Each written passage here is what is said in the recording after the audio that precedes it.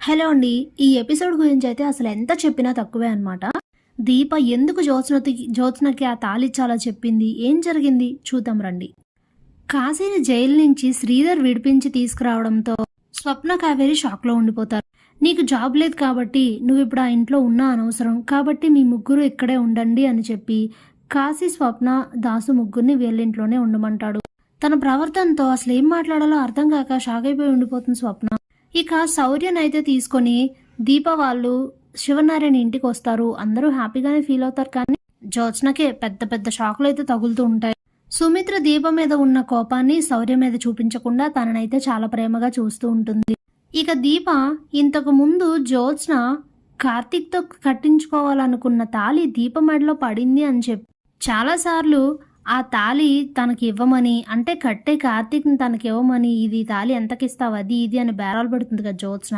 ఆ తాళి తీసుకుని వచ్చి జ్యోత్స్న చేతిలో పెట్టేసి, ఇదిగో నువ్వు కోరుకున్న నీ తాళి జాగ్రత్తగా భద్రంగా దాచుకో అని చెప్పేసి ఇచ్చేసి వెళ్ళిపోతుంది దీప. ఇక దీప వెళ్ళాక కార్తీక్ వచ్చి ఇంకొంచెం వెటకారంగా మాట్లాడతాడు జ్యోత్స్నతో. నువ్వే నీ భార్యని రెచ్చగొట్టి మరీ పంపిస్తుంటే తానెందుకు ఊరుకుంటుంది, పాత దీపలా అవతారం ఎత్తింది అందుకే అని వెచ్చుకుపడుతూ ఉంటుంది కార్తీక్ పై జ్యోత్స్న. ఇక చాలా హ్యాపీగా ఫీల్ అవుతూ నవ్వుకుంటూ అయితే వెళ్ళిపోతాడు కార్తీక్ అక్కడి నుంచి. అప్పుడే జ్యోత్స్నకైతే చాలా చాలా ఉక్రోషం వస్తూ ఉంటుంది. ఎట్టి పరిస్థితుల్లో ఈ అవకాశాన్ని అసలు ఎలా అయినా వదిలేదే లేదు. ఈ రోజు నువ్వు నీ తాళే నీకు ఇచ్చానని సవాల్ విసిరావు కదా, ఏదో ఓ రోజు అలాగే నా భావన కూడా నాకు ఇచ్చే సిచ్యువేషన్ వస్తుంది చూడు, అది కూడా తెచ్చుకుంటాను అని చెప్పి గట్టిగా అయితే డిసైడ్ అవుతుంది. ఎలా అయినా సరే కార్తీక్తో తాళి కట్టించుకోవాలి, దీపను కార్తీక్ నుంచి దూరం చేయాలని.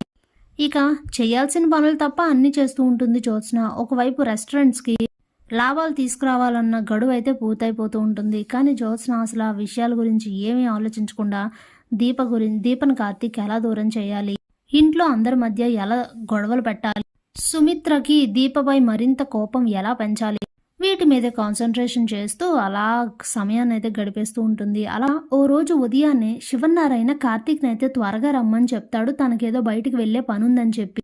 అప్పుడే కార్తీక్ దీపకి, నువ్వు రెడీ అయ్యి అన్ని పనులు చూసుకున్న తర్వాత శౌర్యని స్కూల్ బస్ ఎక్కించేసాక అప్పుడు నువ్వు తాతయ్య వాళ్ళ ఇంటికి నన్ను త్వరగా రమ్మన్నారని చెప్పి కార్తీక్ అయితే వెళ్ళిపోతాడు. ఇక శివనారాయణ తీసుకొని కార్తీక్ వేరే పని మీద బయటికి వెళ్తారు.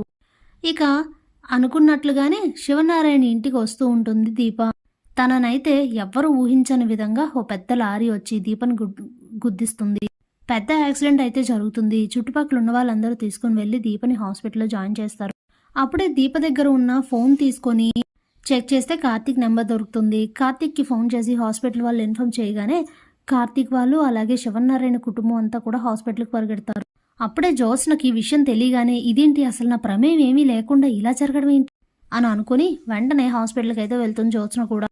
ఇక అప్పటికే దీప అయితే చావు బ్రతుకుల మధ్య కొట్టుమిట్లాడుతూ ఉంటుంది. ఇక అందరూ అయితే దీపం చూడటానికి వెళ్తారు. అప్పుడే దీప అంతా ఓపిక లేనిది కూడా తన మెడలో ఉన్న తాళి తీసి జ్యోత్స్నను పిలిచి తన చేతికిచ్చి, ఈ తాళి మీ బావతో కట్టించుకో అని చెప్తుంది. స్టన్ అయిపోతాడు కార్తీక్. దీప అని అందరూ అరిస్తే, ఎవరు కోపడకండి, నేనే పరిస్థితిలో ఉన్నానో నాకు తెలుసు, నా మాట విని తను కోరిక ఇప్పటికైనా నెరవేర్చు బావా అని చెప్తుంది దీప. ఇంతలోనే తెల్లవారడంతో ఏంటి ఇంకా లేవలేదు అంటూ పారిజాతం వచ్చి జ్యోత్స్న లేపుతుంది. ఇక నిద్దట్లో నుంచి లేచి చూసి, ఏంటి నా ముందు గ్రానీ ఉందేంటి, చావు బ్రతుకుల మధ్య ఉన్న దీపం ఉండాలి కదా అని చూస్తూ అప్పుడే అంటూ ఉంటే, అదేంటే ఏం మాట్లాడుతున్నావు, ఇంకా లేవలేదు, టైం 8 అయింది అనేసరికి, చా ఏంటిదంతా కలనా, అయినా పర్వాలేదు, ఇదే నిజమైతే ఎంత బాగుండో, ఏదో ఓ రోజు ఇది కల అయినా మంచి ఐడియానే వచ్చింది, ఏ యాక్సిడెంట్ జరిగితే నా ప్రమేయం ఏమీ లేదనుకుంటారు, అలా ఏదైనా ప్లాన్ చేసి దీపను పైకి పంపించేయాలి అనుకుంటూ ఉంటుంది జ్యోత్స్న. Thanks for watching.